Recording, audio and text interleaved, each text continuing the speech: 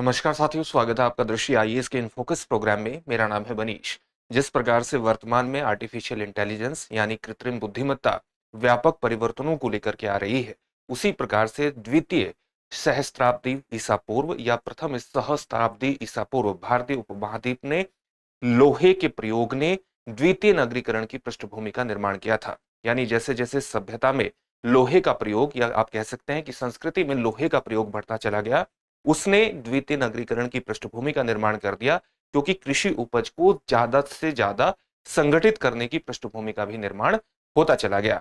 लेकिन लौह युग की शुरुआत कब हुई थी, इसको लेकर के ऐतिहासिक अध्ययन के अंतर्गत एक विवाद की स्थिति बनी हुई है।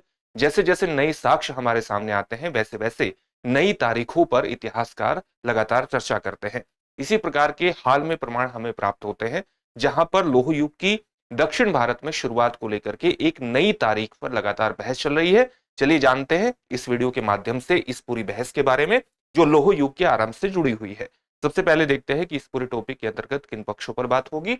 खबर को हमने सामान्यतः जान लिया है।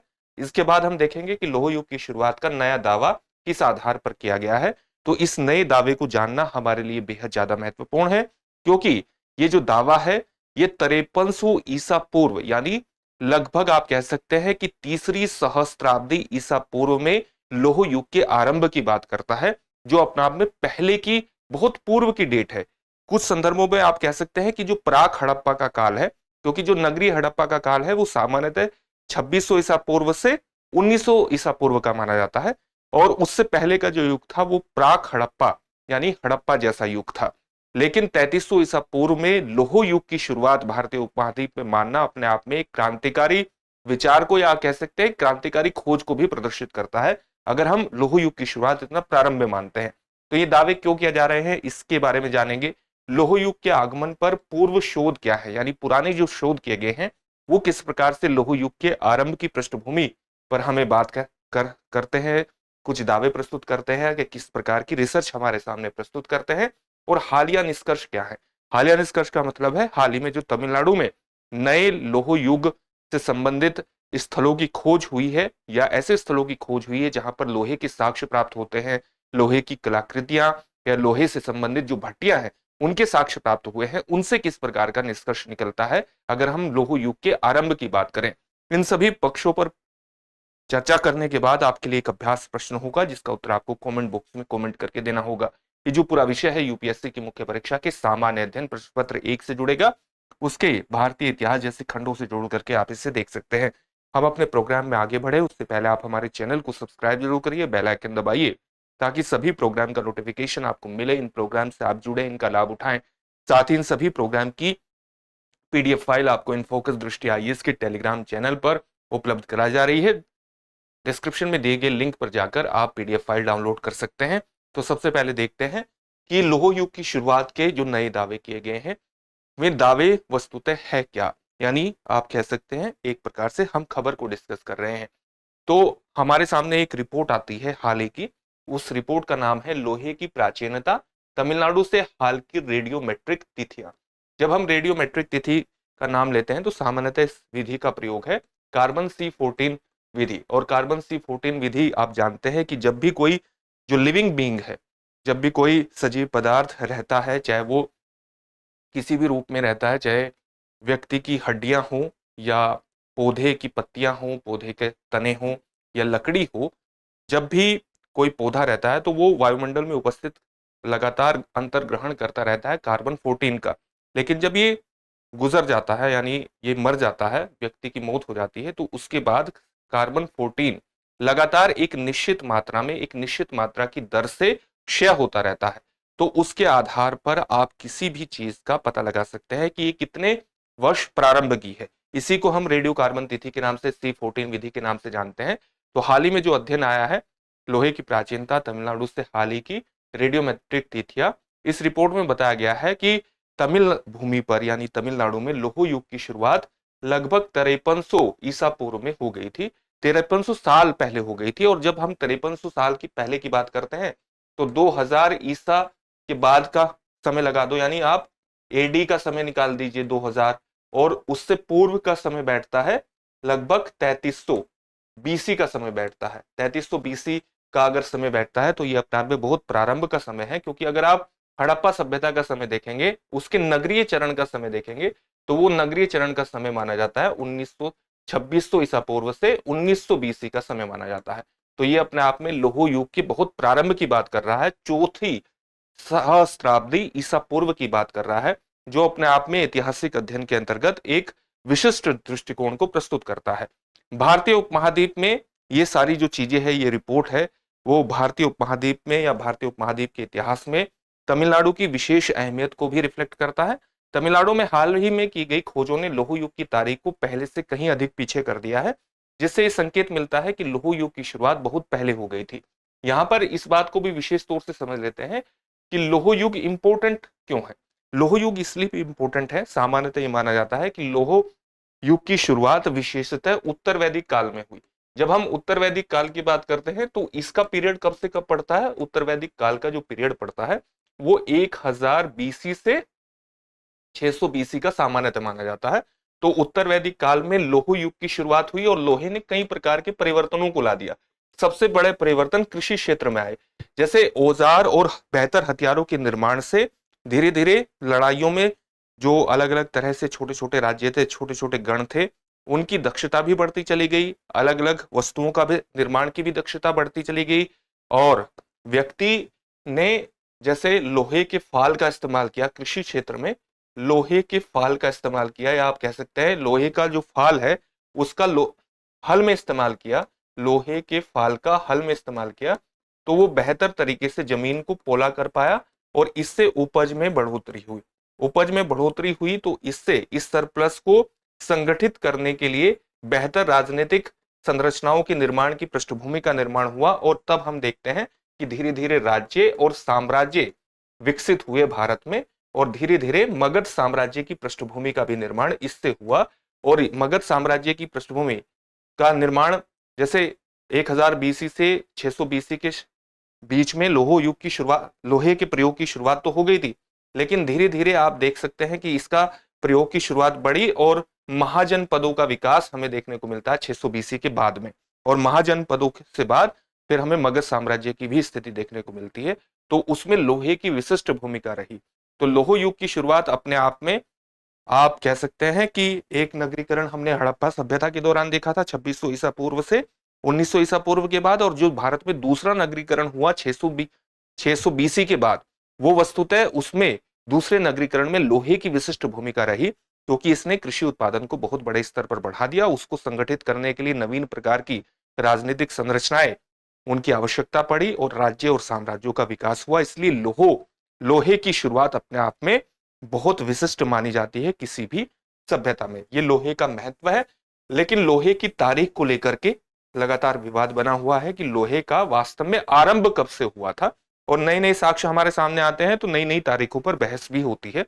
आगे देखेंगे कि किस प्रकार से लोहे के बारे में अलग अलग तारीखें हमारे सामने आती है, कौन से अध्ययन से आती है। लेकिन उससे पहले आपके लिए एक सूचना यह है कि दृष्टि आईएएस मुखर्जी नगर की सारी क्लासेस नोएडा में शिफ्ट हो चुकी हैं। नोएडा में 2 महत्वपूर्ण बैच हमारे प्रारंभ हुए हैं, एक हिंदी माध्यम का, एक इंग्लिश माध्यम का। आईएएस फाउंडेशन बैच है, इंग्लिश माध्यम का बैच प्रारंभ हो चुका है, उसमें एडमिशन आप ले सकते हैं। हिंदी माध्यम का जो बैच है वो 21 फरवरी से प्रारंभ हो रहा है, जिसका टाइमिंग होगा सुबह 11:30 बजे। इन बैचेस में एडमिशन लेने के लिए आप 8750187501 पर कॉल भी कर सकते हैं। इसके अलावा प्रयागराज और लखनऊ में भी हिंदी माध्यम के जीएस फाउंडेशन बैच प्रारंभ होने वाले हैं। जैसे प्रयागराज में जो बैच है वो 19 फरवरी से प्रारंभ होगा, जिसका समय होगा सुबह 8 बजे, और लखनऊ में बैच 20 फरवरी से प्रारंभ होगा, जिसका समय होगा सुबह 11:30 बजे। इन बैचेस में एडमिशन के लिए भी आप 8750187501 पर कॉल करिए और इन बैचेस में एडमिशन लेकर के सफलता की दिशा में आगे बढ़ जाइए। अब हम देखते हैं कि अलग अलग अध्ययन किस प्रकार से इस बात को दिखाते हैं कि लौह युग की शुरुआत कब हुई थी, अलग अलग तारीखों के बारे में। लेकिन आप विशेष तौर से याद रखिएगा कि रोज रात को 9 बजे 9 PM पर हमारा एक विशिष्ट प्रोग्राम आ रहा है, जो कि किससे संबंधित है? यूपीएससी प्रीलिम्स पीवाईक्यू सीरीज से संबंधित है। रोज रात को 9 बजे आ रहा है। इस प्रोग्राम को जरूर देखिए, क्योंकि वर्ष 2019 से वर्ष 2024 के तमाम प्रश्नों को जो कि यूपीएससी की प्रारंभिक परीक्षा में पूछे गए हैं, उनका गहन विश्लेषण आपके सामने प्रस्तुत किया जा रहा है, ताकि यूपीएससी के में पूछे जाने वाले प्रश्नों पर आपकी एक बेहतर पकड़ हो और उससे आपका एक सटीक अनुमान निर्धारित हो और उसके आधार पर आप अपनी परीक्षा को क्वालिफाई भी कर सके। तो इस प्रोग्राम को रोज रात को 9 बजे देखना बिल्कुल मत भूलिए। यह हमारा विशेष प्रोग्राम है 2019 से 2024 के आपके पूरे प्रश्नों को कवर कर रहा है और आपकी तैयारी को बेहद ज्यादा आसान भी बनाता है। अब हम देखते हैं कि लौह युग के आगमन पर पूर्व जो पहले की शोध है वो इसकी तारीखों को किस प्रकार से निर्धारित करते हैं। लौह युग के आरंभ के बारे में कई सिद्धांत हैं जो अलग अलग तारीखों के बारे में बात करते हैं। जैसे एक सिद्धांत ये भी है कि भारत में जो लोहा है वो पश्चिमी देशों से आने वाले जो आप्रवासी थे उन्हीं लोगों के साथ आया। 20वीं सदी के मध्य में जो अलग अलग विशेषज्ञ थे, इतिहासकार थे, वो भारत में लोहे की उत्पत्ति 700 से 600 ईसा पूर्व के आसपास मानते थे। जैसा कि मैंने अभी आपको बताया कि उत्तर वैदिक युग में इसकी शुरुआत हो गई थी, जो कि 1000 बीसी से 600 बीसी के आसपास पड़ता है। बाद के अनुसंधान जो कि रेडियो कार्बन तिथि से जुड़े हुए थे, रेडियो कार्बन डेटिंग व्यवस्था या शोध से जुड़े हुए थे और खुदाई से भी इस प्रकार के साक्ष्य मिलते हैं कि भारत में लौह अयस्क को गलाने की जो शुरुआत थी, उसके गलन की जो शुरुआत थी, वो 16वीं शताब्दी ईसा पूर्व में हो चुकी थी। 16वीं शताब्दी ईसा पूर्व में तो आप कह सकते हैं कि हड़प्पा सभ्यता जब पतन से गुजर रही थी या उसका लगभग पतन हो चुका था और धीरे धीरे जब भारत में आप कह सकते हैं कि आर्यों का आगमन हो रहा था, उस दौरान भारत में लोहे के गलन की शुरुआत हो गई थी। एक और अध्ययन हमारे सामने आता है जो रिपोर्ट है वो उस रिपोर्ट का नाम है, विशेष तौर से आप ये कह सकते हैं कि एक रिसर्च पेपर है जो भारतीय पुरातत्व सर्वेक्षण के पूर्व महानिदेशक राकेश तिवारी का है। वो राकेश तिवारी का पेपर का नाम है भारत में लोहे के काम की उत्पत्ति, मध्य गंगा के मैदान और पूर्वी विंध्य से नए साक्ष्य। ये जो पेपर है ये इस बात पर प्रकाश डालता है कि 13वीं शताब्दी ईसा पूर्व की शुरुआत में लोहे को गलाने का काम निश्चित रूप से भारत में बड़े पैमाने पर किया जाता था। यह अध्ययन राकेश तिवारी का है जो भारतीय पुरातत्व सर्वेक्षण के पूर्व महानिदेशक है और इसके बारे में ये कई तरह के तथ्यों को भी प्रस्तुत करते हैं, कई तरह के साक्ष्यों को भी प्रस्तुत करते हैं। जैसे एक साक्ष्य है राजा नल का टीला जो कि 1996 से 1998 का है, मल्हार का 1998 से 1999 का है और दादूपुर का 1999 से 2001 में है। इसमें यूपी राज्य पुरातत्व विभाग द्वारा किए गए उत्खनन के दौरान 1800 से 1000 ईसा पूर्व के बीच कार्बन डेटेड लोहे की कलाकृतियां और भट्टियां पाई गई। तो आप देख सकते हैं कि यानी इसमें यह बताया गया है कि 3 स्थान है, राजा नल का टीला, मल्हार और दादुपुर। यहां पर जो शोध हुए इसमें हमें कई तरह के लोहे की कलाकृतियां और भट्टियां पाई गई और जब हम इनके समय का अध्ययन किया तो इनका जो समय पाया गया वो 1800 बीसी से 1000 बीसी के दौरान का पाया गया। तो ये अपने आप में एक नई तारीख को प्रस्तुत करता है। यही अध्ययन ये भी कहता है कि लोहे को गलाने और लोहे की कलाकृतियों का निर्माण जो पूर्वी विंध्य में अच्छी तरह से ज्ञात था इस समय, और लोहे का उपयोग कम से कम दूसरी सहस्त्राब्दी ईसा पूर्व में से मध्य गंगा के मैदान में किया जा रहा था। जब हम दूसरी सहस्त्राब्दी ईसा पूर्व की बात करते हैं तो उसका मतलब है 2000 बीसी से 1000 बीसी की बात, और जब हम तीसरी सहस्त्राब्दी की बात करते हैं तो उसका सीधा सा मतलब कौन सी है, उसका मतलब है 3000 बीसी से 2000 बीसी। तो इसके आधार पर यह अध्ययन आप देख सकते हैं कि पूर्व के अध्ययन है जो लौह युग की अलग अलग तारीखों के बारे में उल्लेख करते हैं। अब तमिलनाडु में हाल ही में अध्ययन किया गया है और कई रिपोर्ट राज्य पुरातत्व विभाग की आई है। साथ ही कुछ टारगेटेड अध्ययन भी तमिलनाडु में किए गए हैं। वो कहां पर किए गए हैं, जो नई तारीखों के बारे में बता रहे हैं, उन अध्ययनों के बारे में बात कर लेते हैं। जो तमिलनाडु का राज्य पुरातत्व विभाग है उसकी रिपोर्ट है मयिलादुम्परई, कृषि समाज की शुरुआत तमिलनाडु में 4200 साल पुरानी लौह युग संस्कृति। तो आप ये देख सकते हैं कि मयिलादुम्परई, इसको इस प्रकार से लिखा जाएगा, मयिलादुम्परई, इसको इस प्रकार से लिखा जाएगा। तो यहां पर एक अध्ययन किया गया और कृषि समाज की शुरुआत और तमिलनाडु में 4200 साल पुरानी लौह युग संस्कृति। इस रिपोर्ट के नाम से यह आप पता कर सकते हैं कि लगभग 2200 बीसी में लौह युग की संस्कृति तमिलनाडु के मयिलादुम्परई में देखी गई थी। तो यहाँ एक नई तारीख हमें पता लगी जो हाल का अध्ययन आया। हाल ही में एक और रिपोर्ट आई है, वो रिपोर्ट क्या है, लौह की प्राचीनता तमिलनाडु से हालियो रेडियोमेट्रिक तारीखें। ये बताती है कि जब विंध्य के उत्तर में सांस्कृतिक जो क्षेत्र है वो ताम्र युग का, यानी जब तांबे का इस्तेमाल बड़े स्तर पर किया जा रहा था, तो ताम्र युग का जब अनुभव कर रहे थे तब दक्षिण में वे पहले से ही लोह युग का आरंभ हो गया था, क्योंकि तमिल जो दक्षिण भारत का हिस्सा था वहां पर व्यावसायिक रूप से दोहन योग्य तांबे के अयस्क की उपलब्धता बहुत सीमित थी। तो अगर दक्षिण भारत में तांबे के उपयोग की जो दक्षता थी वो बहुत सीमित थी, लेकिन वहां पर लोह युग की शुरुआत हो गई थी। यह अध्ययन हमें यह बताता है। इसी प्रकार से राज्य पुरातत्व विभाग, भारतीय पुरातत्व सर्वेक्षण और अन्य ने हाल में राज्य के कई स्थानों पर सर्वेक्षण किए, टारगेटेड सर्वेक्षण। वे कहां कौन कौन से स्थान है? शिवगलाई, आदि चनलोर, किलना मंडी और मैला दुमपरई। इन स्थानों पर टारगेटेड उत्खनन किए गए, लक्ष्य उन्मुख उत्खनन किए गए, और यहां से भी हमें एक नई तारीख प्राप्त होती है, और वो तारीख ये प्राप्त होती है कि इन स्थानों पर 3345 ईसा पूर्व से 2953 ईसा पूर्व के बीच लोह युग की शुरुआत हो गई थी, जो कि चौथी सहस्त्राब्दी ईसा पूर्व में होने का संकेत प्रदान कर रही है लोह युग की। तो आप देख सकते हैं कि 3345 ईसा पूर्व से 2253 ईसा पूर्व के बीच अगर शुरुआत हो गई थी, तो लोह युग की शुरुआत ये स्थापित कर देता है चौथी सहस्त्राब्दी ईसा पूर्व। इसी अध्ययन की बात हम कर रहे थे, जिसके कारण ये पूरा टॉपिक चर्चा में आया है। लेकिन इन सब से यह निष्कर्ष निकलता है कि अभी तमिल संस्कृति और तमिल इतिहास पर आगे और अधिक शोध करने की आवश्यकता है, क्योंकि विशेषज्ञों का मानना है कि इन अध्ययनों से यह निष्कर्ष नहीं निकाला जा सकता कि लोह युग की शुरुआत सिर्फ तमिलनाडु में ही हुई थी या अन्य स्थानों पर नहीं हुई थी। अभी इस विषय पर और अधिक शोध करने की आवश्यकता है।